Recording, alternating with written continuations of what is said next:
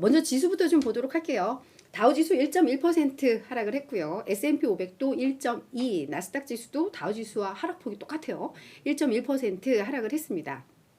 뭔가 이번 그 하루 거래 동안에는 뭔가 이렇게 악재로 끼워 맞출 수 있는 악재들의 약간 이 종합판이었다라고 좀 해석을 해볼 수가 있을 것 같아요. 그래서 사실은 그렇게까지 우려하지 않아도 되지만 뭐 이제 FOMC 회의 결과가 3일, 그러니까 내일 나올 것이고 우리 시간 이 시간쯤에는 이미 다 결과가 나왔겠죠.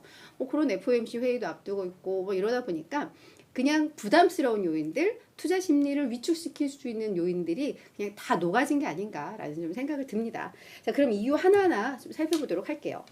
먼저 간밤에 있었던 주요 경제 지표를 본다면 이번 주는 어제 말씀드렸듯이 고용 지표들이 우르르 몰려있는 한 주인데 그 첫 타자가 바로 요거였죠. 구인 이직 보고서 이제 발표가 나왔는데 이제 3월 기준으로 이게 그러니까 구인 공고 기업들, 민간 기업들이 우리 사람을 구할 거야라고 이 계획한 구인 건수를 보니까 959만 건으로 이게 집계가 됐습니다. 전월에 997만 4천 건이었고요. 시장에서도 그래도 노동시장 조금씩 냉각되고 있으니까 전월보다는 조금 완화되겠지 해서 약 977만 5천 건 예상을 했는데 요 예상보다 훨씬 더 안 나온 거죠. 그래서 지금 3개월 연속 이게 감소세를 좀 기록을 하고 있고 우리 그리고 실업자 한 명당 채용 공고 건수 이거 뭐 거의 이까지도 한 명당 2개 일자리를 선택해서 갈 수 있을 정도의 그런 흐름들을 봤던 게 익숙해졌는데 이게 이제 1.6개까지도 낮아졌습니다.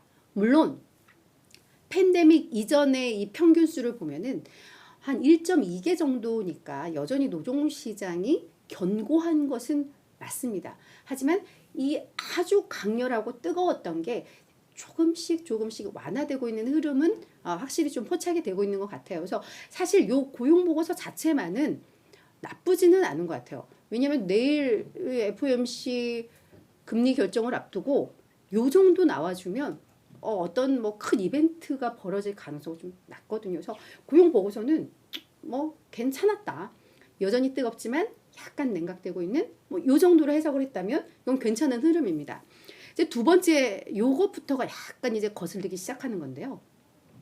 이 SPDR, S&P 이 리저널 뱅킹 ETF 요 이제 종목 티커가 KR인데 이게 지역은행들로만 편입된 ETF라고 이해를 하시면 될 것 같은데요. 요게 6% 넘게 하락을 하면서 52주 최저가를 기록을 했습니다. 이게 어떤 의미냐 하면 사실 퍼스트 리퍼블릭을 JP 모건에서 인수키로 하면서 어제 뭐 제이미 다이먼이 이제 은행 위기는 뭐 거의 끝났다. 라고 하고 뭔가 이 지역 은행들에 대한 위기를 뭔가 이렇게 잠재우고 있는 그런 분위기였고 어제 그런 부분도 증시에서 긍정적으로 작용을 했는데 사실 아무 이유는 없었어요. 뭐가 또 어디서 돌발 변수가 터지고 어디서 예금 인출이 일어나고 이런 건 없었는데도 불구하고 지역 은행들 주가가 많이 폭락을 했습니다. 그러면서 이제 그들을 모아놓은 ETF까지도 6% 넘게 하락을 한 건데 뭐 지금 그냥 아무 이유 없이 야 퍼스트 리퍼블릭 다음은 뭐 팩 웨스트 아닐까? 웨스턴 얼라이언스 아닐까? 그냥 다음 타겟은 누굴까? 이런 우려들이 그냥 부각이 됐어요. 그래서 이 지역은행의 안전성 문제에 대해서는 다들 뭔가 뭔가 찝찝해. 뭔가가 또 터질 것 같아.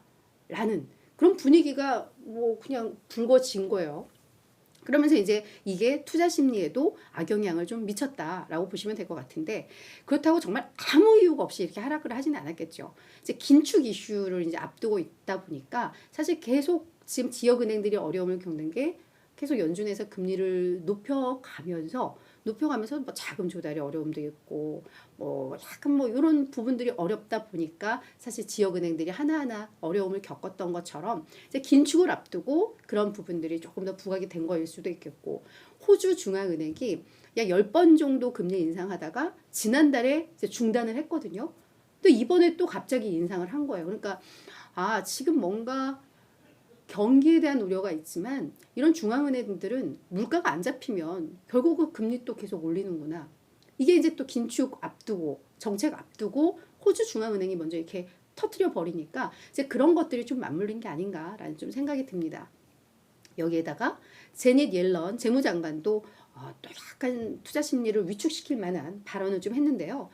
지금 미국 같은 경우에는 미국 의회의 가장 큰 이슈 중에 하나가 이 부채 한도 상향 조정 이슈잖아요. 지금 그래서 이 부분과 관련해서 사실 이 부채 한도 상한까지 거의 도달한 것은 지난 1월이었나 그랬을 거예요. 근데 아마 이것을 뭐 재무부에서 특별 조치를 통해서 계속 그냥 시간을 벌고 있는 그런 상황인데 그것도 이제 한계가 왔다. 그래서 지금 부채 한도 상향 조정 안 되면 의회에서 너희들 빨리 합의해서 이거 상향 조정 안 하면 우리 내달 1일에는 연방 정부 디폴트에 빠질 것 같다. 채무 불이행에 빠질 수 있다. 라고 이 제닛 옐런 재무장관이 또 경고를 한 겁니다. 그리고 이게 그냥 보수적으로 엄살을 부리는 게 아니라 실제로 이럴 가능성이 있다라고 이야기를 하면서 투자 심리를 많이 좀 위축시킨 부분들이 있습니다. 지역은행들은 뭔가 지금 긴축으로도 우려스러운데 정부 자체도 뭔가 뭐 이런 부분들이 있어? 그러니까 이게 좀 맞물리면서 서로 약간 이게 맞물린 뭐 그런 결과들이 좀 나온 것 같아요. 그래서 그러면서 지수가 지금 1% 하락을 했다.